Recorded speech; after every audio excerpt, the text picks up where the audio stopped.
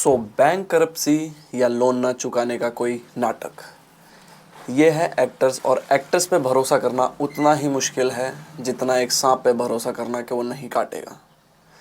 तो एक्टर्स के मामले में मैं कहना चाहूँगा आज राजपाल यादव के बारे में। राजपाल यादव हमारे कॉमेडी किंग जिन्हें कहा जाता है, जो हमें इतने हिट मूवीज़ दे चुके हैं, इतने हिट मूवीज़ और इतना हंसा चुके हैं। हर एक house hold, Indian house hold में सबको पता होगा कि राजपाल यादव कौन है। सो रिसेंटली एक केस हुआ है राजपाल यादव के ऊपर, जो कि 2012 से चला आ रहा है। उन्होंने एक फ़िल्म के लिए लोन लिया था, 2 करोड़ का लोन लिया था, विच इज़ मूवीज़ आप अता पता लापता। उस मूवी के लिए उन्होंने 2 करोड़ का लोन लिया था और वो मूवी फ्लॉप हो गई। फिर वो 2 करोड़ ना चुकाने की वजह से आज 2026 में उन पे 9 करोड़ का लोन हो चुका है। उन पे वो लगते लगते, समझ रहे हो ना, ब्याज लगते लगते 9 करोड़ हो चुका है। तो उनके पास क्या इतने पैसे नहीं है कि वो चुका सकें इतनी हिट मूवीज़ देने के बाद भी? या ये सिर्फ एक नाटक है और फिल्म लेने का और डोनेशंस लेने का? क्योंकि आपको पता है कि राजपाल यादव का चेहरा कोई अननोन नहीं है। From the richest person to the lower middle to the गरीबेस्ट पर्सन, सब उनको जानते हैं कि वो कहाँ हैं, कौन है और क्या करते हैं। हाल फिलहाल में उनके नेटवर्थ की भी रिवीलिंग हुई है, जिसमें पता चला है कि 80 से 90 करोड़ की उनकी नेटवर्थ है। नेटवर्थ मतलब वही घर जायदाद, ये सब मिला के 90 करोड़ है उनके पास, नॉट इन अ कैश। और लोन तो कैश में चुकाई होती है। तो मे बी हो सकता है कि उनको कोई ख़रीदार नहीं मिल रहा, इसलिए वो लोन नहीं चुका पा रहे, क्योंकि उनके पास कमी नहीं है पैसों की। He have lots of money but still he can't pay the loan. ये हमें बात समझ में नहीं आ रही। और जैसे ही वो जेल में गए, उनको मूवीज़ के ऑफ़र आने लग गए। सोनू सूद ने ऑफ़र कर दिया, रोहित शेट्टी ने ऑफ़र कर दिया और बहुत से लोगों ने ऑफ़र कर दिया।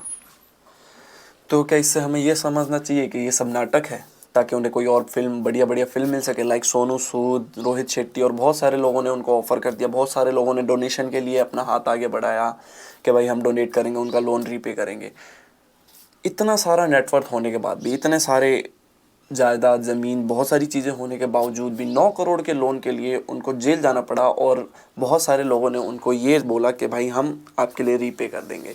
लेकिन क्या ये सही है? क्या आपको लगता है कि ये जो एक्टर्स हैं वो सही में जो कर रहे हैं वो सही होता है? वो एक्टिंग नहीं होती।